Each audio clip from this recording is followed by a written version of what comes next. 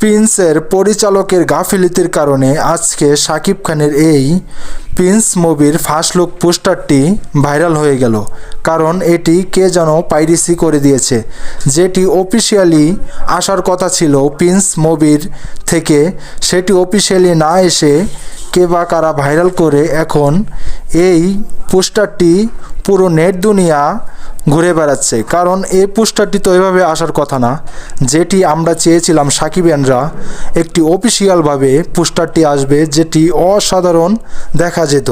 কিন্তু এখন এটি এমনভাবে আসলো যেখানে পুরো শাকিব খানের এই সেম ছবিটির আশা কেউই করেনি। কারণ আমরা চেয়েছিলাম অফিসিয়ালভাবে পোস্টারটি ফার্স্ট লুক আসুক, তবে একটু গাফিলতির কারণে এই ছবিটি আজকে এভাবে পাইরেসি হয়ে এখন ঘুরে বেড়াচ্ছে। আমি অবশ্যই বলবো বরবাদ পরিচালককে, কিন্তু শাকিব খানের ভক্ত যারা আছেন অবশ্যই আপনারা এই কমেন্ট বক্সে কমেন্ট করে জানাবেন যে এটি কী। আপনারা অবশ্যই শেয়ার বেশি বেশি করে জানিয়ে দিবেন।